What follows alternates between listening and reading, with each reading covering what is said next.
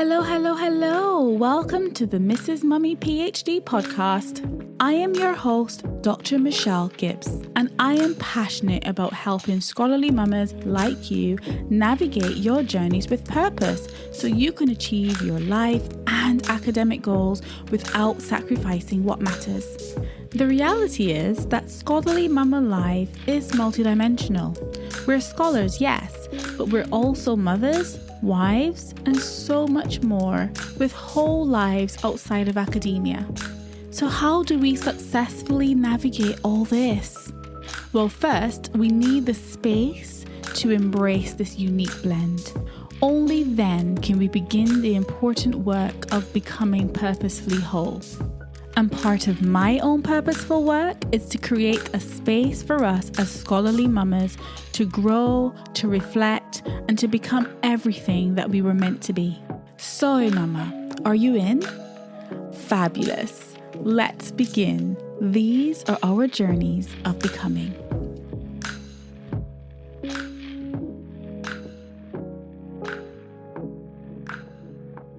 Hey mama, welcome back to the Mrs. Mummy PhD podcast. Thank you so much for being here. I just wanted to tell you how excited I am to be welcoming our first members into Scholarly Mamas. If you want to be one of the early adopters of Scholarly Mamas, please do head over to scholarlymamas.com. You can join our Explore plan for free at the moment. It won't always be that way, but at the moment you can join for free. So head over to scholarlymamas.com and make sure you secure your spot today. In today's episode, I wanted to kind of circle back to one of the earlier episodes. So I'm calling this a reflective replay relating to what's holding you back. Because I think a lot of times we have very, very good intentions and we want to make positive changes for ourselves. We want to take a new approach to something. And I know that January is a time where newness is in the air and people want to make lots of changes. And it's a time of reflection of what have you managed to achieve in the previous year and how can you make those things happen this year, perhaps, right? However, for some reason, even though we've got these really good intentions, we tend to hold back a little bit. We're uncertain or we are afraid to take that step. And I wanted to share with you this particular episode because it speaks to taking purposeful, intentional action or waiting with complacency. Of course, in some cases, this could be practical, but in many cases, that waiting is figurative because in many ways, we are sitting on opportunities that we don't even realize, and we don't realize that we are waiting with complacency. We're not taking intentional steps to move forward. And one of the things that I've learned really in the last few years is that nothing happens without intentional change. I am a firm believer that we need to change our mindsets first, and then that allows us to take purposeful action. And so if you are on the fence about joining Scholarly Mamas, if you're unsure about taking a new approach to your doctoral journey as a mama, as you listen to this episode, think about what's holding you back. Think about what are the barriers to your making this decision for yourself, because this is an investment in yourself, really. And it's an investment of time, yes, but it's an investment in yourself. It's an investment in your future. It's a path to purposeful success. And so as you listen to the episode, just think about that. Think about what little changes you can make, even in your day-to-day life. Or the goals that you have that you just feel, I can't make that happen, or that's never going to happen for me. I want you to think about how can you take little intentional steps now to take you closer to those goals, to take you one step closer. And so perhaps that could be joining Scholarly Mamas, or it could be something else. It could be putting some boundaries in place in certain areas of your life, or making decisions to move on in some form or fashion. So I implore you, as you listen to this episode, just reflect, mama, on what's holding you back from creating the life of your dreams, from making purposeful, intentional changes that will enhance your life and actually set you up for purposeful success. So Enjoy the episode, and I shall see you in the next one. Take care, Mama. Hey mamas, welcome to episode 3 of the podcast. Thank you so much for tuning in. Today, I just wanted to talk about the things that hold us back from beginning new journeys of becoming, the things that prevent us, those limiting beliefs and habits, and all the things that stop us from pursuing our purposeful journey. So before I share an experience that I had, a very simple, mundane experience, but one that was quite profound for me personally, I just wanted to stimulate your thoughts about what actually holds you back. What holds you back from pursuing those things you've been dreaming of? That big vision that you have for your life and those goals that you've set for yourself. Perhaps it's a journey towards a deeper sense of meaning, fulfillment, and purpose in your life. What actually is holding you back from beginning? I remember back in February of 2020, I was on my way home from London and I was waiting to board the tube in the hustle and bustle of the evening rush hour. And I had a really profound teachable moment, one that spoke to me in such a way that I felt compelled to make it the topic for today's podcast. So it was one of those ordinary occurrences that suddenly took on a whole new meaning. And it really confirmed to me why I needed to step out of my comfort zone and do my purposeful work, part of my purposeful work in starting this blog and this platform. So as I said, I was about to board the tube and I made my way along the train platform through the busy crowd of commuters. And I stood there quietly amongst what could have easily have been around 150 anticipating passengers on the platform. And for the first time ever, I observed 2 distinct types of passengers waiting for that train. We were all patiently waiting on the train platform, but what I've come to realize is that some of us were waiting with intent and others were waiting with complacency.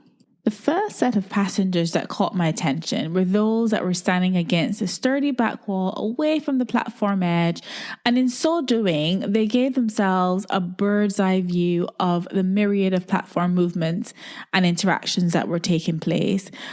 And apart from offering a unique perspective of the platform activities, this back wall position did something more. This back wall position at the rear of the crowd perhaps provided a sense of security, safety, and protection from the perceived danger of the platform edge and the train tracks, which are just a few steps away. And then there was a second group of passengers, and interestingly, they appeared to embrace the risk of standing in the front row of this crowd. And they stood really close to the edge, and they were somehow guarding the platform edge. And they stood as close as possible to the yellow safety line that you always find in the tubes, while remaining sensibly within the confines of it, of course. So naturally, between these 2 distinct types of passengers, we then had a hollowed space in the middle of these 2 sets of passengers.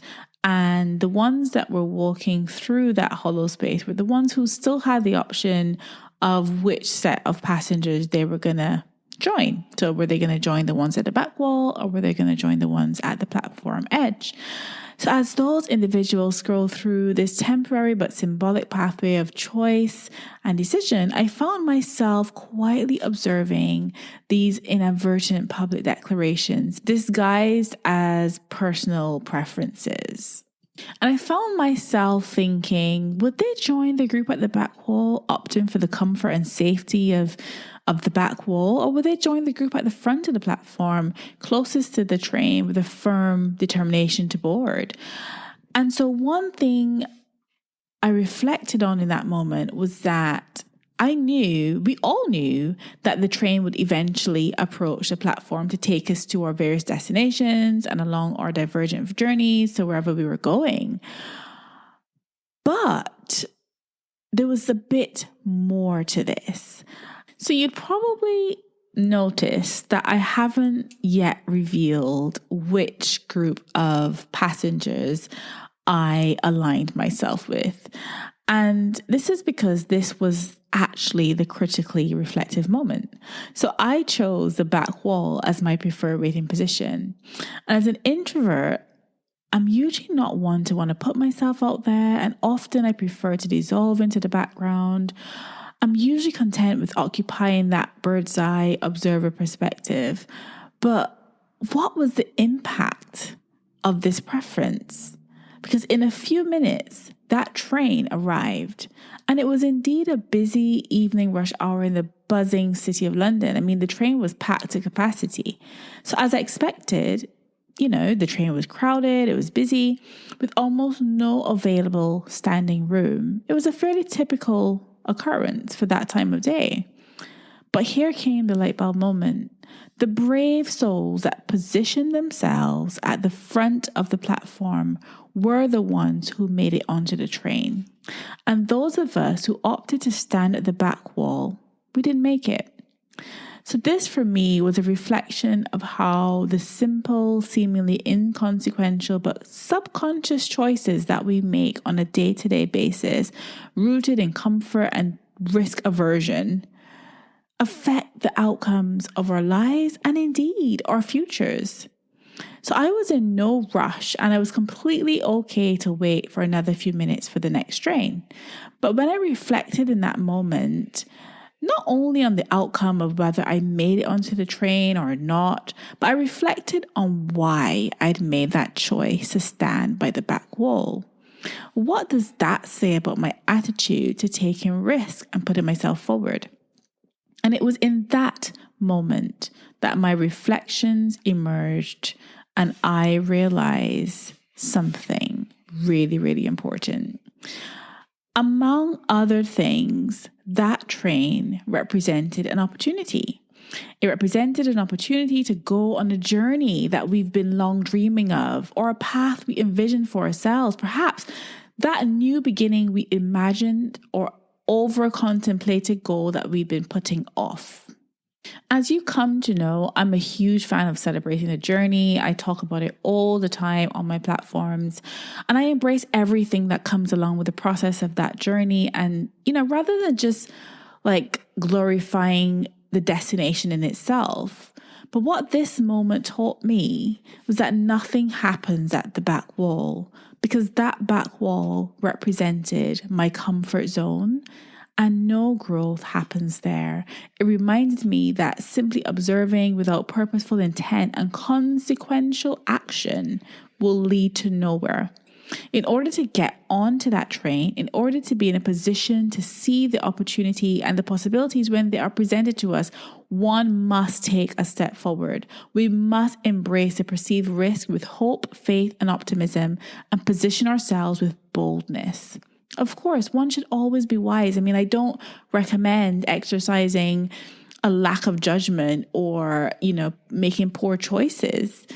I would be the first to say exercise discernment in all of your decisions. I'm in no way advocating reckless choices or behaviors. Oftentimes, though, it's a perception of risk combined with complacency in our comfort zones that really holds us back from pursuing our dreams and embracing an opportunity. And it's that illusion of safety at the back wall that keeps us from positioning ourselves to get on that train. And here's the thing. Here is the interesting thing. Is that at that point, the final destination is irrelevant.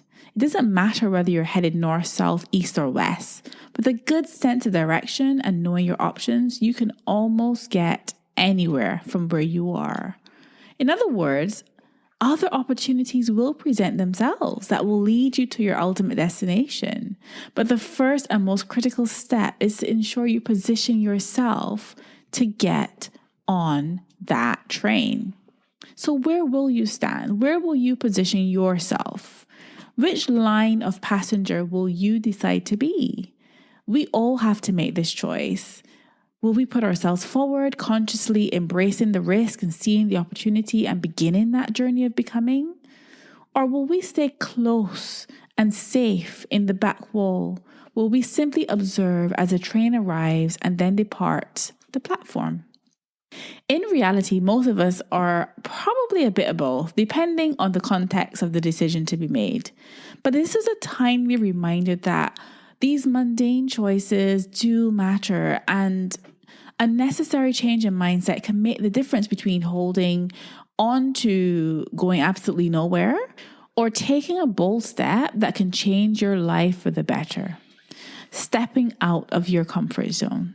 I must admit that I had to dig really deep on so many occasions to lift myself out of my comfort zone and getting on board that train towards that goal. In essence, I had to dig deep to begin a new journey of becoming, because it's not easy to put yourself forward. I get that, but nothing worth having is easy anyway. And having said that, you can see that it's counterproductive to stay at that back wall, just observing without purposeful action. So give yourself permission to do better, to take that leap of faith, register for that course, pursue that career, start that business, or pursue that dream that you've been putting off. Conquering your fears will give you the best possible opportunity to find your purpose, to realize your dreams, and to transform your life. So now this is over to you, Mama. Have you had any of these simple but profound teachable moments? What did you learn? Are you happy to continue to sit in your comfort zone? Or are you hoping to begin a new journey to somewhere or something that requires a mindset change? What's holding you back from intentionally placing yourself in the line of opportunity? What's keeping you in your comfort zone? I love to hear more about your experiences and how you have navigated these decisions and these forks in the road. And this is because as scholarly mamas, we're constantly torn between what people expect of us, the visions that we have for our own lives. And we're constantly in this dilemma of, should I pursue a new journey of becoming or should I not? And so our intrinsic characteristics, such as being introverted or not, can sometimes hold us back from pursuing those dreams and goals that we have for ourselves. So I hope that this episode has stimulated some thought, food for thought. And I hope that the next time you're faced with this dilemma, you'll think about that train, you'll think about my experience in the tube, and you choose to position yourself in the line of opportunity. Because the truth is, you never know who you can be helping by making the decision to step out of your own comfort zone. So until next time, I'm sending you all the love and gratitude your heart can handle. Bye for now. Thank you so much for tuning in to the Mrs. Mummy PhD podcast. I hope you've enjoyed this episode, and if you did and you want in on this movement, why not head over to mrsmummyphd.com. You can join the waitlist for our exclusive community of smart, purposeful, scholarly mamas. We'd love to see you on the inside. Remember, Mama, these are our journeys of becoming.